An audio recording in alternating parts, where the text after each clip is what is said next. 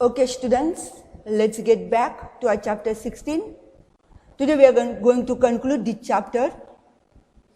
16 is about climate, and today we are going to study about retreating monsoon, and that is from October to November.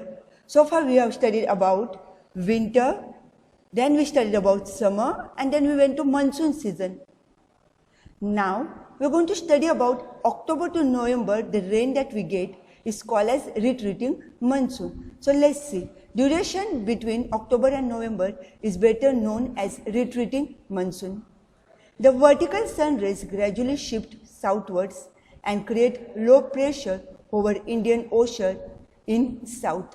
So what happens, students? The vertical sun rays they slowly shift towards the southwards. They come towards the southwards and create low pressure over Indian Ocean.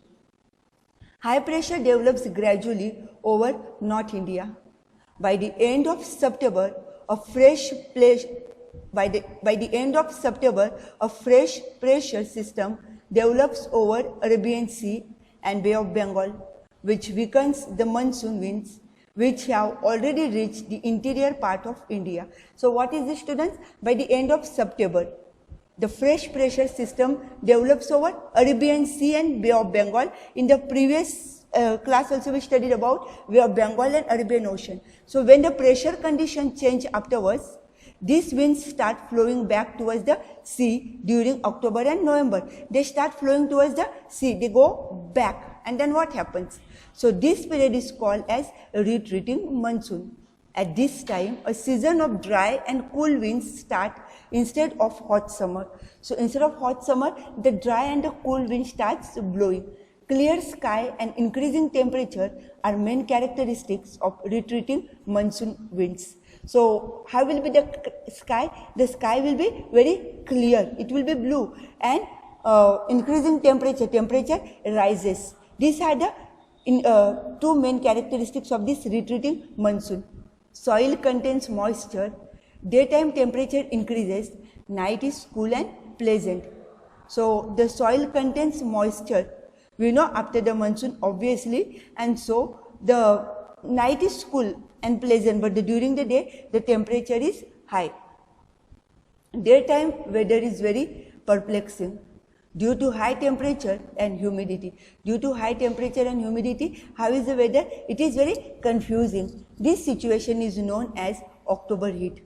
This is also called as October heat. In Gujarat, it is locally known as Bhadarvi Tap. In Gujarat, we call it as a Bhadarvi Tap. So right now what weather we are experiencing, we saw also in between there was a rain, and that is known as the October heat, which is known as locally known as Bhadarvi Tap. So students, in the exam they may ask for 1 mark. What do you understand by October heat, or what is called as a Bhadarvi Tap? Then you will have to write about this. Soil contains moisture. From here you will have to write. Okay? So that the dry and the cool wind starts instead of hot summer. Sky will be clear, temperature increases. These are the two characteristics of the retreating monsoon. Soil contains moisture, and the daytime temperature increases, night it is cool. Daytime weather is very confusing, perplexing, and due to high temperature and humidity, this situation is known as October heat now, or Bhadarvi Tap. Now let's study about what do you understand by the climate and human life.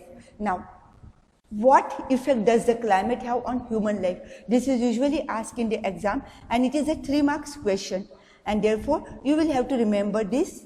Now, the climate of India is of monsoonal type, which we studied in the first class. When we studied, we had the first part of this lesson, we studied in that. Irregularity and uncertainty are its characteristics. So irregularity and uncertainty, we are not sure about it, and so these are the two characteristics which have a profound impact, a deep impact on climate and the food, lifestyle, nature of people and agriculture. Students, this rain has a great role to play on this. Okay, on what? The people, nature of the people, agriculture, our food and our lifestyle. Besides being an agrarian country, being a farming, most of our population does the farming, India is under the total control of monsoon climate. So the impact of all the uncertainties of these monsoon winds is seen on the agriculture and human life in India. Following are the major impacts of climate on human life.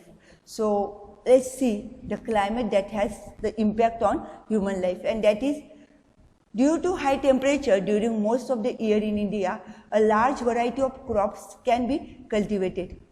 But the uncertainty of rains has resulted into unpredictable production. So students, since the rain or the climate is uncertain, when it is supposed to be summer or winter, you may start all of a sudden getting rain. And surely it has the impact on the cotton. Now in this month, October and all, when most of the time the paddy crop is ready in October, they are about to remove it now. And that is the time what happens when it rains, the crop is spoiled. Same thing happens with onions. Same thing happens with cotton over here. So many people now, the farmers, when we have this October rain, this type of crops get damaged. And so students, unpredictability of the production. When this rain, all of a sudden uncertain rain comes, how can you get the good amount of production? You will not be able to get it. Many farmers are into loss. Most of the rain falls between, and so June to September, most of the rain falls between June to September. So where irrigation is not possible, only one crop can be taken depending on rainfall. And so you know, mostly the crops, the rice, paddy and all is taken. The beginning as well as the end of rainy season is uncertain. The beginning also we are not sure. One day it may rain, another 1 week or 10 days it may not rain. Again few days you will get rain and again no rain. Same thing happens towards the end of the monsoon season, rainy season. And so the beginning as well as the end of rainy season is uncertain. So many times what happens? Water is not available to crops at proper time. Water is not available to the crops at proper time. This delay, the late rain, or the causes destruction of seeds and crop production. So what happens? Because the seeds get damaged, surely you will not even have the crops. And so sometimes there is a heavy downpour of rain in shorter time. This also destroys crops. Rivers get flooded and cause soil erosion. Rivers get flooded and causes the soil erosion. You know what is the soil erosion? You have studied in the previous chapter. And so students, due to the overflow of the river, the soil also gets eroded, and they carry the good amount of soil is being carried. So which is in long term reduces the crop production. When the rainy season is over, it creates employment problem for agricultural laborers. So what happens when the rainy season is over? What happens? Students, agriculture laborers, the laborers have to, there is a problem, they have to face the problem, there is unemployment. As the farming is not a year-long work, many agricultural laborers migrate to cities. So since they are not sure about their farming, they migrate, they go to the city area, and so due to irregular rain, some agro-based industries face problems as they do not get their raw material like cotton, sugarcane, tobacco, etc. Just now I was telling you about cotton. And so students, what happens? They will not get, when the crop is damaged, they will not get good production in cotton or sugarcane or tobacco. So the problems they face, and so industries also will face the problem. Problem of drinking water also becomes acute due to irregular rain.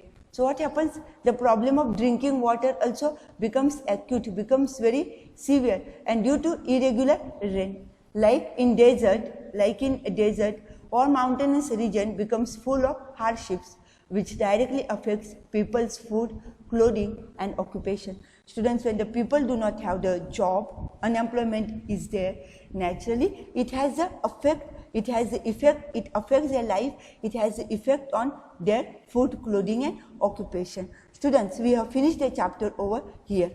Now, you have to read this like to know. Okay? Now, Indian Meteorological Department. The Indian Meteorological Department transmits the weather news of our country on radio, television and publishes them in newspaper as well as on websites. The office was established in 1875 at Kolkata. Its main office was in Pune till 2005. Now it has shifted to New Delhi. Its other 6 regional offices are located at Chennai, Guwahati, Kolkata, Mumbai, Pune and Nagpur. Earlier it was Pune, but it was shifted to New Delhi, but his local offices have been regional offices have been in these places, and they are Chennai, Guwahati, Kolkata, Mumbai, Pune and Nagpur, and also in every state capital. IMD, that is Indian Meteorological Department, has established observation stations from India up to Antarctica. A weather forecast is made based on the information collected from these stations. So students, here we have finished the chapter. You have to write the question answers given over here. These days on this chapter I have not sent you the board work, but I insist that you do the homework which is given in the textbook. The textual question answers you will have to answer. I stop the chapter over here. We will begin now the next chapter. Have a good day.